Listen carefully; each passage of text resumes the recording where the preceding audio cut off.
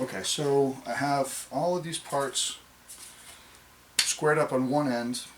I've got two sides, back, this will be my front. So I have my stop set up, but the question is going to be, how do I know what length I want to deal with?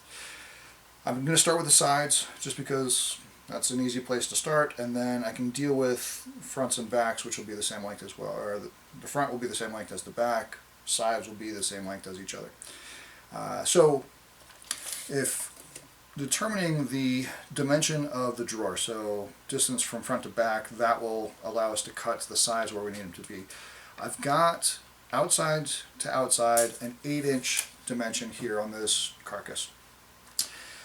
When dealing with carcasses and building drawers for these things, there's a couple things you need to consider. Number one, there's going to be a back installed in this position here, right? So we need to account for whatever offset the back is going to be set in, the thickness of the back, and that will create a dimension from the interior of the back to the outside of the front, right? So a little bit of a setback, back dimension, that gives the dimension of space that we have here.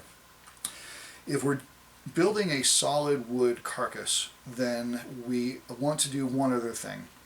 We never want to, as this drawer closes, we never want to have that drawer engage in that back and function as a stop. The reason being is if it's solid wood, this thing is going to be expanding and contracting all year long, all the time, so that where you close a drawer in one part of the year, it's going to be in a different position out the front in another. So we want to do a separate stop closer towards the front. We don't want to rest on the back. The other thing of this, outside of the big issue about movement, and then that drawer front is never going to align with the front of your edge, the front edges of your carcass, is that it makes this really horrible sound, this loud banging, almost like a tinny knock.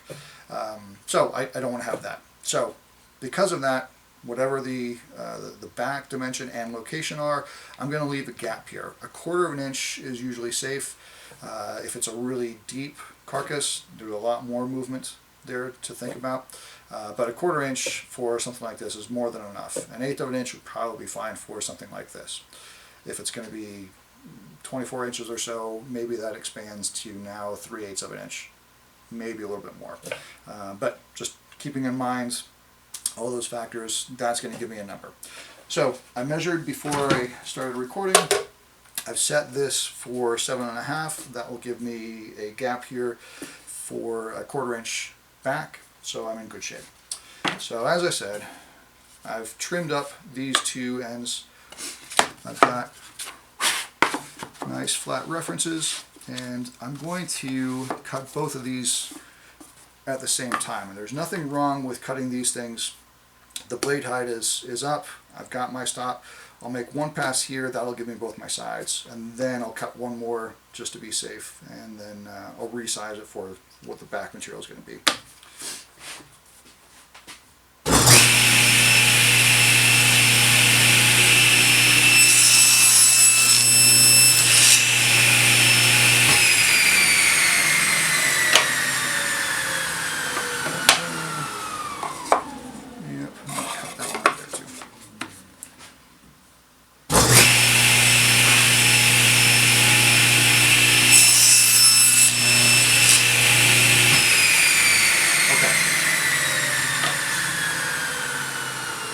Three pieces for the drawer sides, that's great.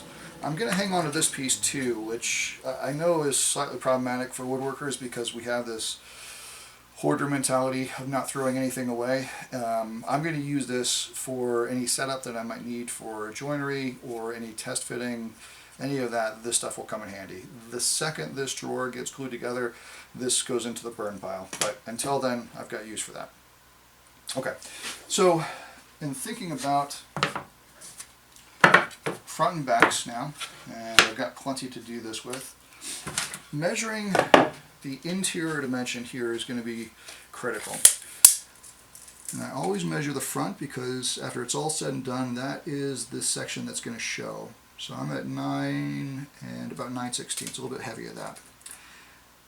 So I'm going to plan on cutting this thing about 9 5/8, just shy of that. When we were talking about fitting the sides here and here, as we talked about many times, and forgive me for being repetitive, I want this thing to just fit. I can always trim a little bit more off. What I want to do with the front and the back, and these will have to be the same size, is I want to make it so that I'm not trimming these things so it just fits. I want to do just the opposite. I want to trim it a little bit longer than the interior dimensions so that it just doesn't fit, if that makes sense. I want it to be slightly greater, and all of this is going to be trued up with the fitting process. But if I start with it too small, it's going to be rattling around in there, it's going to be really clunky, and it's going to come across like we don't know what we're doing, which is clearly not the case. So I want to cut the length, again, front and back, so that it just doesn't fit. It's a little bit long. So, all right, let me set this up.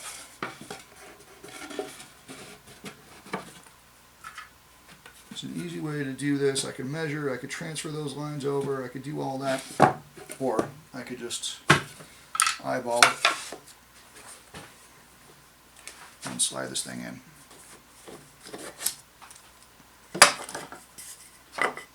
What do I want to do? Now I want to do it this way.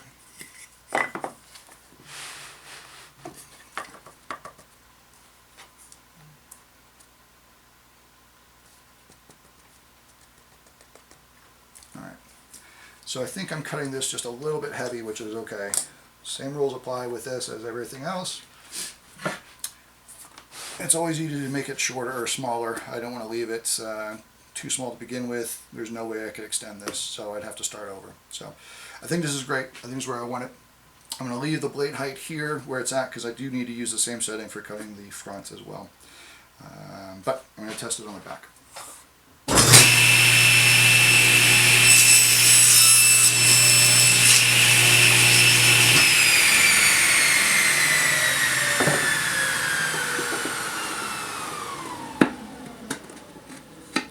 Yeah, that's good. I might trim down just a hair more. Ideally, what I'm shooting for is envisioning these interior corners on these ends. What I'm hoping to do is have this thing wants to go in, but it just gets caught up on the corner over here and it kind of pushes out to the other side. If I've done that, then I know I'm just a hair too long, which is exactly what I want. If it's way too long, I'm kind of sliding all over the place and nothing goes in. I can slide this end in and then this side's sticking way out. I'm really not looking for that. That's way too much work for me after the fact. But this one actually feels pretty nice. Maybe I will leave it. Yeah, I like what it's doing. I'm going to call that good. Alright, so that's it. I do this, I'm going to cut the front, then I have all of my drawer parts again, minus the bottom. I'll cut that and get back to you about joinery.